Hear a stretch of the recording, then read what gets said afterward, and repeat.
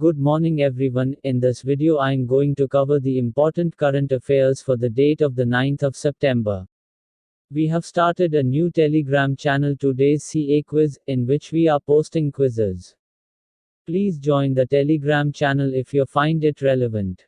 Before getting into today's analyze, if you have not subscribed our channel Today's Current Affairs, please do subscribe it. Now, let's start. First World Solar Technology Summit, WSTS, has been organized by the International Solar Alliance, ISA, which is aimed on accelerating affordable and sustainable clean green energy by showcasing and deliberating on innovative state-of-the-art next-generation technologies in solar power. The inaugural was witnessed the rolling of an action-packed agenda with the conclusion and announcement of 3 agreements. The first one is between ISA and International Institute of Refrigeration. The second one with Global Green Growth. And a third agreement with National Thermal Power Corporation. Also a tripartite agreement between India's Ministry of New and Renewable Energy, the World Bank and the International Solar Alliance Inc. during the summit. The summit observed launching of ISA's technology journal, Solar Compass 360. It was launched by Dr. Dharendra Yogi Goswami, professor in the University of South Florida and director of the Clean Energy Research Center.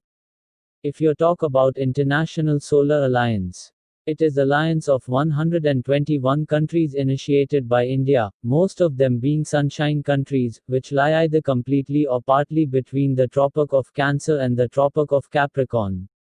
Headquarters ISA is located in Gurugram. And Upendra Tripathi is the Director General of the International Solar Alliance. The 8th of September was declared International Literacy Day by UNESCO on at 14th session of UNESCO's General Conference. It was celebrated for the first time in 1967. International Literacy Day 2020 will focus on literacy teaching and learning in the COVID-19 crisis and beyond, with a focus on the role of educators and changing pedagogies.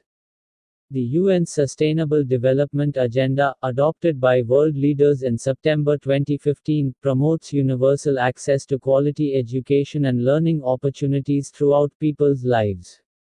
Sustainable Development Goal 4 has as one of its targets ensuring all young people achieve literacy and numeracy.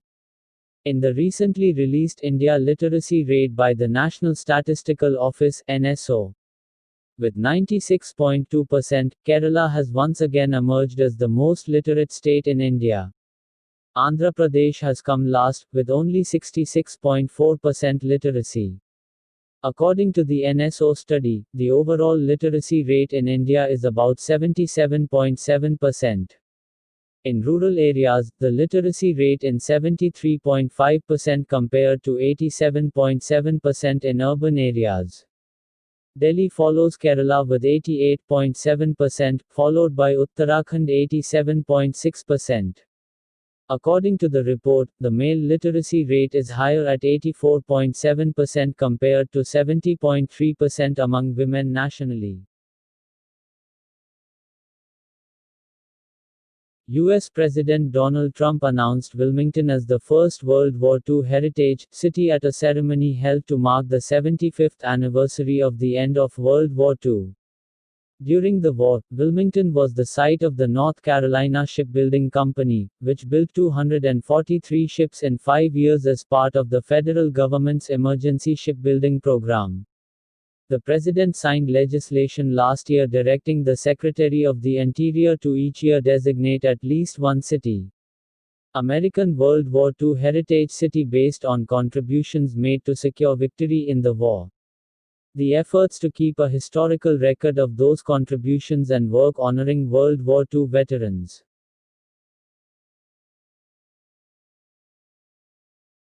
The government has signed a USD 500 million loan agreement with the Asian Development Bank for funding the 82-kilometer Delhi-Meerut Regional Rapid Transit System corridor. The first loan will support construction of the first of three priority rail corridors planned under the NCR Regional Plan 2021 to connect Delhi to other cities in adjoining states. Recently ADB was in news, with the Green Climate Fund, GCF, has agreed to be partner towards green recovery. This is to help hands for the people who are facing the harsh economic impact due to COVID-19 pandemic.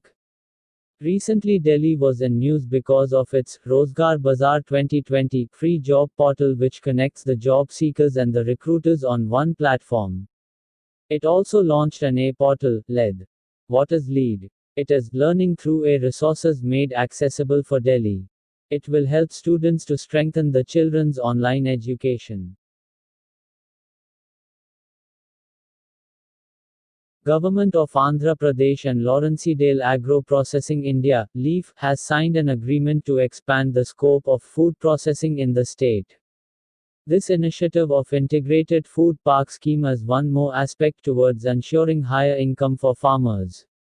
Recently, the government of Andhra Pradesh also signed an MOU with the Hyderabad-based Indian School of Business (ISB) for setting up a 7 public policy lab called GOP ISB Policy Lab to drive the evidence-based policy decisions and to work with various economic departments in the state. Talking about the food park scheme, recently the Minister of Food Processing Industry Harsimrat Kaur Badal inaugurated the first mega food park in Mizoram. Some other important current affairs, I'll cover these things in short explanation.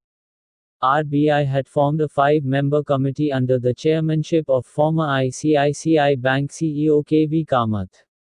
Committee is to make recommendations on the financial parameters to be considered for the one-time restructuring of loans impacted by the COVID-19 pandemic. Sir David Attenborough was conferred with the prestigious Indira Gandhi Peace Prize for the year 2019. David Attenborough, he is an English broadcaster and a historian. The Ministry of MSME approved the Khadi Agarbatti Atma Nirbhar mission. The scheme aims to create employment for migrant workers in different parts of the country, support the local agarbatti industry and handholding artisans.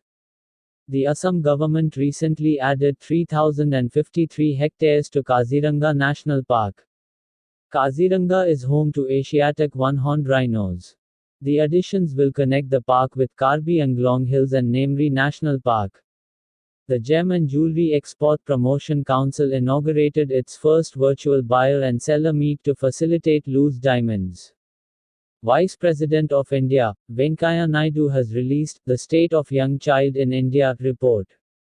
The report was prepared by a policy advocacy organization, Mobile Creches. The report measured health and nutrition in the country. Government of Australia has appointed former cricketer, Matthew Hayden and Indian origin politician Lisa Singh as trade envoys for advancing business ties with India. The Council plays an important role in advancing Australia's foreign and economic policy interests with India. Pierre Gasly, France, has won the Formula One Italian Grand Prix 2020 held at Italy. This is his first Grand Prix win. Carlos Sainz Jr. came second, followed by Lance Stroll in third place. That's all for the day. If you like our efforts, give us a thumbs up. Want to see more videos? Do subscribe to our channel and hit the bell icon for an instant update.